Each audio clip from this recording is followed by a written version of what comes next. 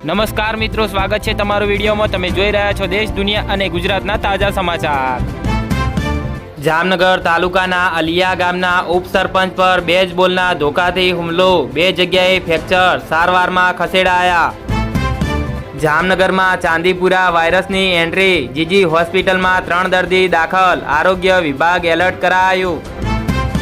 આરોપીને છાવરનારા કુતિયાણાના PI, head constable અને પોરબંદરના ડીવાયએસપી સામે એફઆઈઆર નોંધવા કોર્ટનો આદેશ કરાયો। જામનગરમાં આંબેડકર વાસમાં પોતાના જ ઘરમાં નશાની હાલતમાં ઝઘડો કરનાર સામે પ્રોહિબિશનનો ગુનો નોંધાયો। જામનગરમાં એક યુવતીને લગ્નની લાલચ આપી વારંવાર શારીરિક સંબંધ બાંધ્યા બાદ લગ્નનો ઇનકાર, યુવક સામે ગુનો નોંધાયો। જામનગરના વેલનગરમાં વિદેશી દારૂના જથ્થા સાથે એક શખ્સ ઝડપાયો। જામનગરમાં રહેતી એક પરિણીતાએ સાસરિયાઓની દહેજની માંગણી અને ત્રાસથી કંટાળી જઈ પતિ સહિત 3 સામે ફરિયાદ નોંધાવી।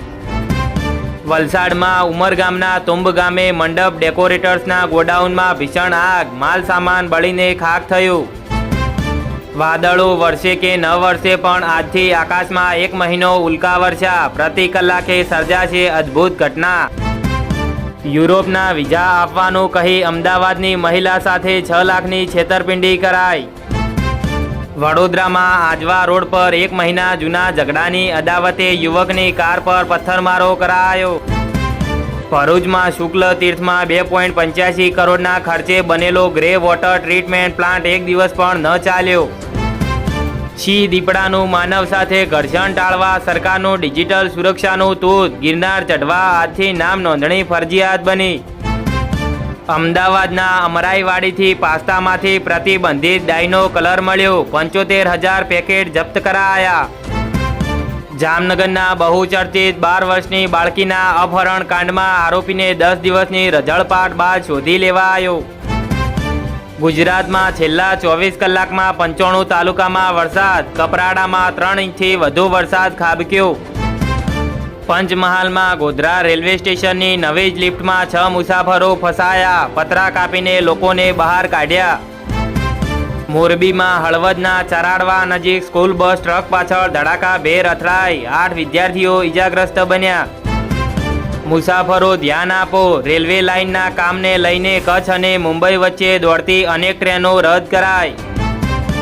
જામનગર નજીક સરમત પાટિયા વિસ્તારમાં યુવાને ગળા ફાંસો ખાઈ જીવન ટૂંકાવ્યું, વતનથી દૂર રહી કામમાં મન ન લાગતા ભર્યું અંતિમ પગલું।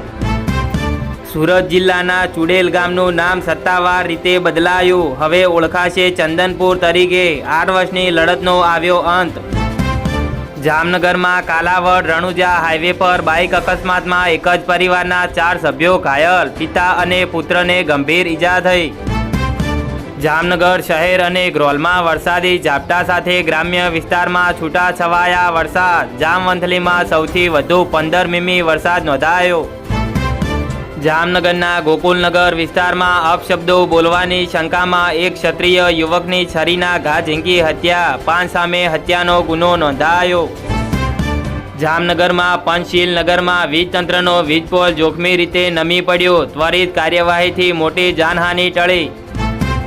જામનગર તાલુકાના મોંગણી ગામે દુકાન ભાડે આપવાના મામલે પિતા પુત્ર પર લોખંડના પાઇપથી હુમલો, ગુનો નોંધાયો।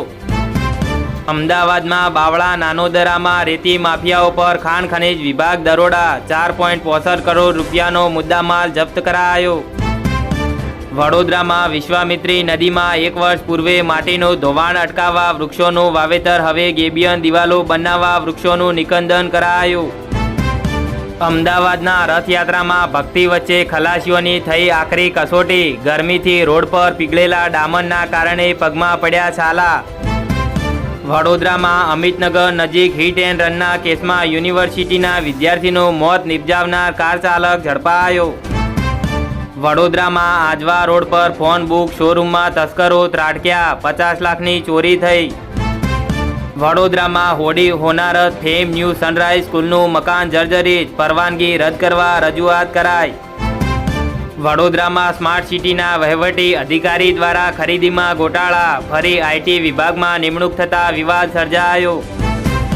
જામનગર શહેરમાં ચાંદીપુરા વાયરસના શંકાસ્પદ 2 બાળ દર્દીઓ જીજી હોસ્પિટલમાં દાખલ. બંનેની હાલત ગંભીર. આરોગ્ય તંત્રની દોડધામ મચી. સાણંદ બાવળા હાઈવે પર રખડતા ઢોરનો આતંક. પીંપણ નજીક ગાયોના ધણ સાથે બાઇક અથડાતા આશાસ્પદ યુવકનું મોત થયું.